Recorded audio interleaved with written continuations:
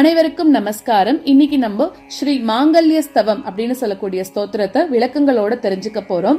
இந்த மாங்கல்ய ஸ்தவமானது எல்லா மங்களங்களையும் அருளக்கூடிய ரொம்பவும் மகிமை வாய்ந்த ஸ்தோத்திரமாக கருதப்படுறது. விஷ்ணு தர்மோத்தர புராணத்துல 43rd சாப்டர்ல இந்த ஸ்தவமானது வருது.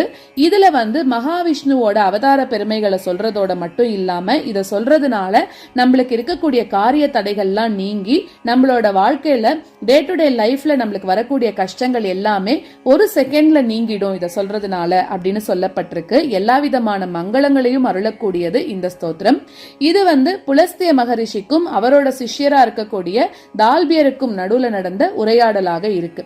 அந்த சிஷ்யரா இருக்கக்கூடிய தால்பியர் தன்னோட குருவான புலஸ்தியர் கிட்ட தனக்கு வந்திருக்கக்கூடிய கெட்ட ஸ்வப்னம் நீங்கிறதுக்கும் எல்லா காரியங்கள்லயும் வெற்றி கிடைக்கணும்னா நம்ம எதை பாராயணம் பண்ணணும் அப்படின்னு கேட்க ஆரம்பிக்கிறார். அதுக்கு புலஸ்தியர் மகாவிஷ்ணுவோட இந்த ஸ்தவமானது நம்ம விரும்பக்கூடிய எல்லாத்தையும் கொடுக்கும் அப்படின்னு இந்த ஸ்தவத்தை சொல்ல ஆரம்பிக்கிறார். அது மட்டும் இல்லாம இந்த ஸ்தவமானது வைஷ்ணவர்கள் கிட்ட ரொம்பவும் பிரபலமானதாக இருக்கு.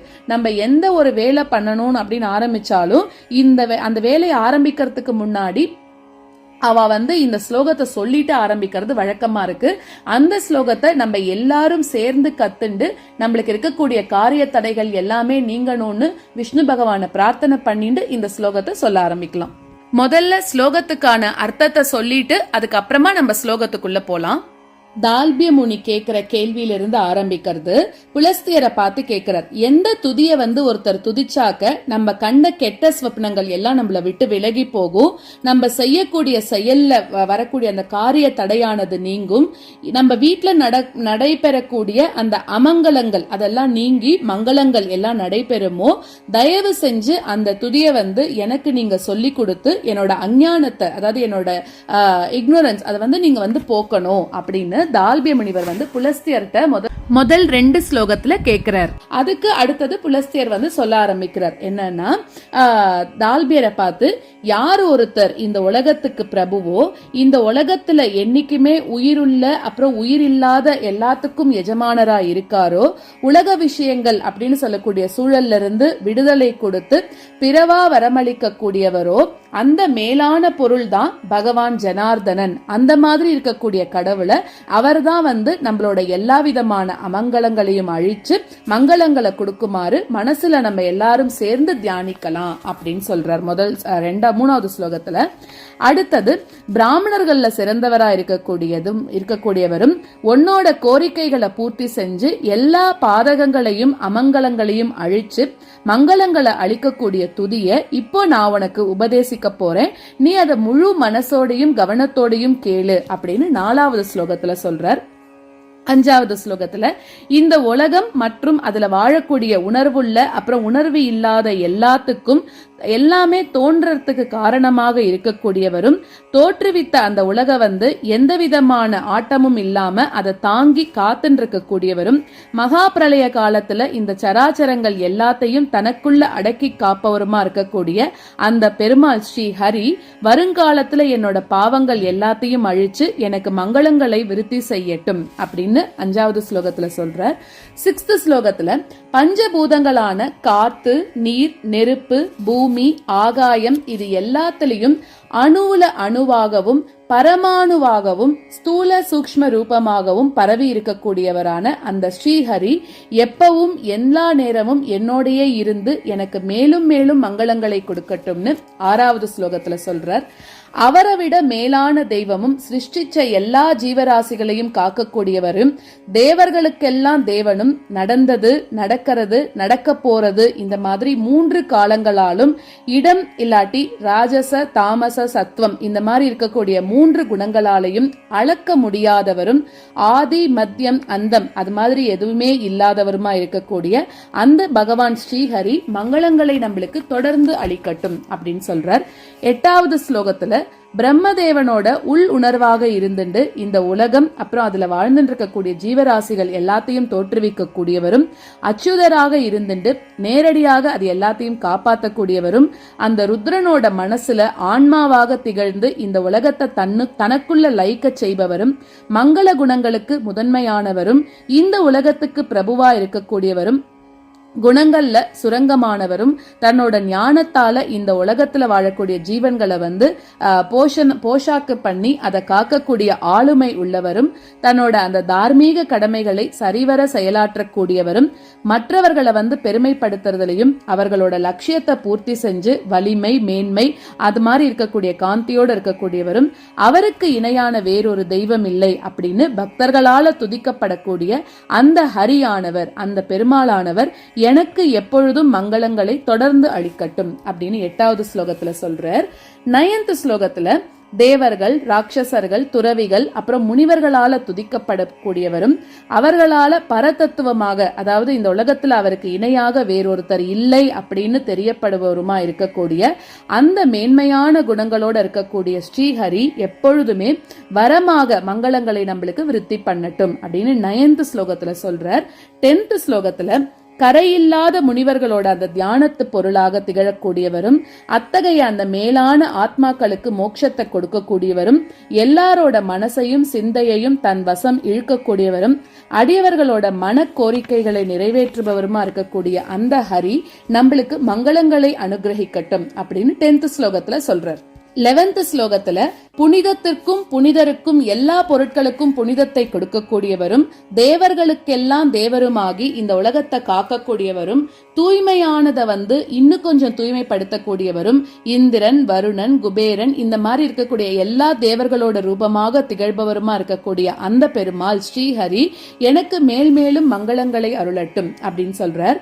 12th ஸ்லோகத்துல விறகுகள் எல்லாம் பற்ற வச்சா அப்படின்னா அதுல இருந்து வரக்கூடிய அக்னியால காடானது அழிஞ்சு போற மாதிரி நம்ம பல ஜென்மங்களாக மலை மாதிரி குவிச்சு வச்சிருந்த பாவங்களை அழிச்சு நம்மளை எல்லாரையும் தூய்மையாக்கக்கூடியவரும், எப்பவுமே வரங்களை கொடுக்கக்கூடியவருமாகவும் மாசற்றவருமா இருக்கக்கூடிய அந்த பெருமாளோட நாம சங்கீர்த்தனமானது என்னைக்குமே மங்களங்களை அளிக்கட்டும் அப்படின்னு 12th ஸ்லோகத்துல சொல்றார். 13th தன்னோட தோல் வலிமையால ஆழ்கடல்ல இருந்து பூமி தாயை மீட்டுன்னு அந்த தாயாரோட துயர் துடைத்தவரும், இந்த உலகத்தை சிருஷ்டிச்சு அதை காக்கவும் காரணமாக இருந்தவரும், மறுபடி அது எல்லாத்தையும் தனக்குள்ள லயிக்க செய்பவருமான அந்த ஸ்ரீஹரி பெருமாள் என்னைக்குமே எனக்கு மங்களங்களை கொடுக்கட்டும் அப்படின்னு 13th ஸ்லோகத்துல சொல்றார். 14th ஸ்லோகத்துல யாரோட பாதங்கள் 4 வேதங்களோட இருப்பிடமாக கருதப்படுறதோ, யாரோட வயத்துல எல்லா அண்ட சராச்சரங்களும் சூடி இருந்துருக்கோ, யாரோட ரோமங்களோட நுனியில எல்லா ரிஷிகளும் வாசம் பண்ணிட்டு இருக்காளோ, யாரோட முகார விந்தமானது எல்லா யாகங்களாக இருந்துருக்கோ, யார் எப்பவுமே எல்லா கடவுள்களுக்கும் கடவுளாக சொல்லப்படுறாரோ அந்த மாதிரி இருக்கக்கூடிய ஸ்ரீஹரி எனக்கு மங்களங்களை குறைவின்றி கொடுக்கட்டும் அப்படின்னு 14th ஸ்லோகத்துல சொல்றார். 15th ஸ்லோகத்துல யாரோட அங்கங்கள் எல்லாம் யஜ்ஞ ரூபமாகவும் யஜ்ஞத்துல பயன்படுத்தக்கூடிய உபகரணங்களாகவும் இருக்குமோ, அதே நேரத்துல யஜ்ஞங்கள்ல அளிக்கப்படக்கூடிய ஹவிஸ ஏத்துக்கக்கூடியதா இருக்கோ, யாரோட உடம்புல எல்லா தேவர்களும் வாசம் பண்றாளோ, யாரு தெய்வீக பன்றி உருவாக அவதரிச்சாரோ அந்த வராக ரூபியா இருக்கக்கூடிய ஸ்ரீஹரி என்னைக்குமே எனக்கு மங்களங்களை அருளட்டும் அப்படின்னு 15th ஸ்லோகத்துல சொல்றார்.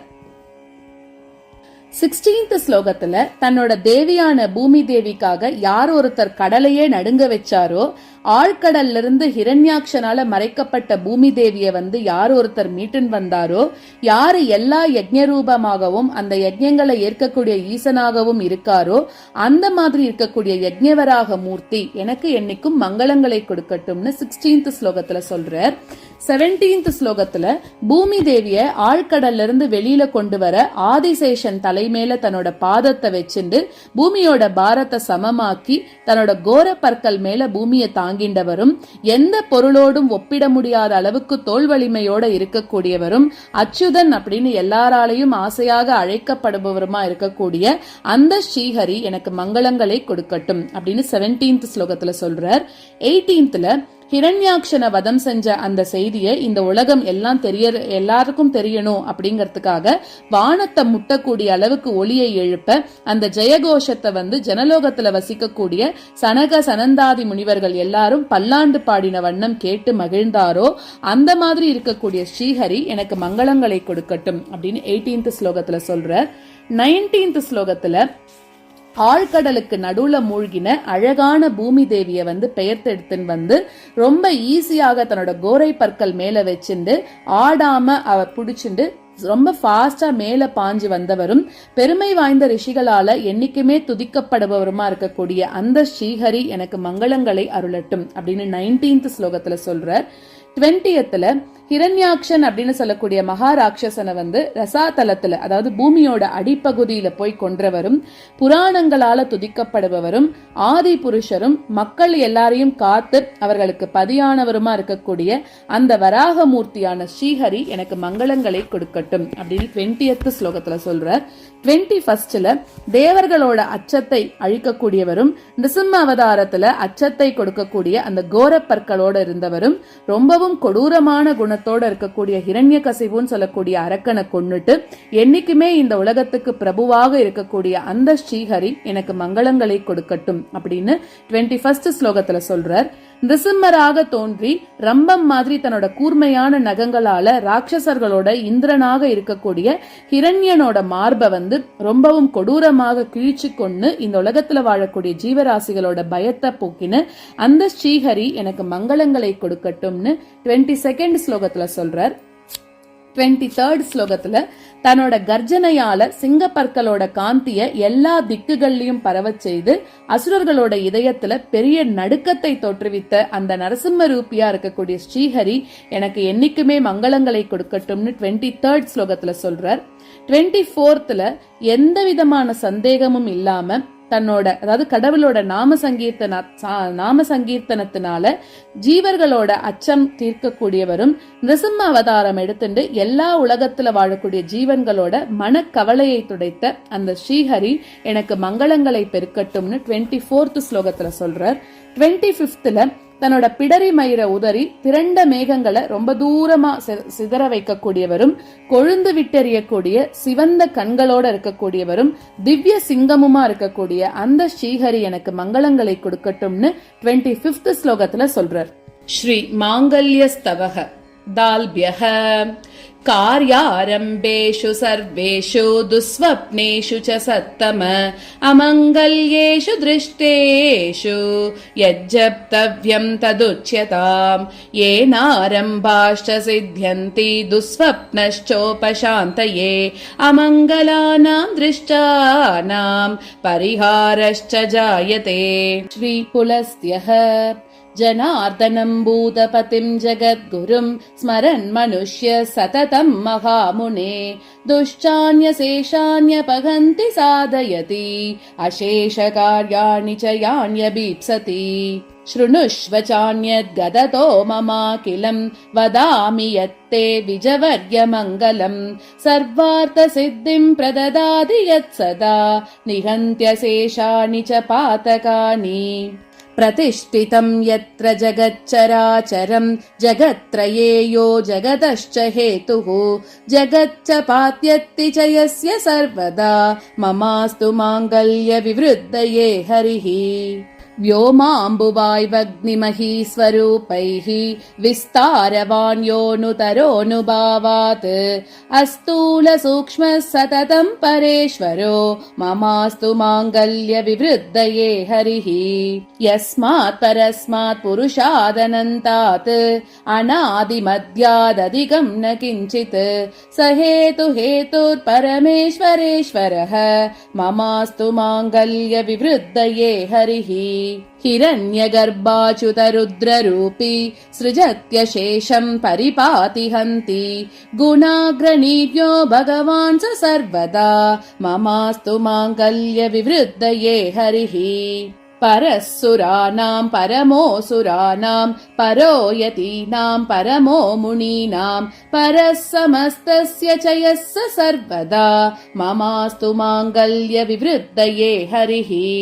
ध्यातो मुनीनामपकल्मषैर्यो ददाति मुक्तिं परमेश्वरेश्वरः मनोभिरामः पुरुषः स सर्वदा ममास्तु माङ्गल्यविवृद्धये हरिः सुरेन्द्रवैवस्वत वित्त पाम्बुप स्वरूपरूपी परिपाति यो जगत् स शुद्ध शुद्धः परमेश्वरेश्वरो ममास्तु माङ्गल्यविवृद्धये हरिः यन्नाम संकीर्तनतो विमुच्यते हि अनेक जन्मार्जित पाप संचयात् पापेन्दनाग्निः स सदैव निर्मलो ममास्तु माङ्गल्य विवृद्धये हरिः येनो धृतेयं धरणीरसातलात् अशेष सृष्टि स्थिति कारणादिकं बिभर्ति विश्वं जगतः समूलं ममास्तु माङ्गल्य विवृद्धये हरिः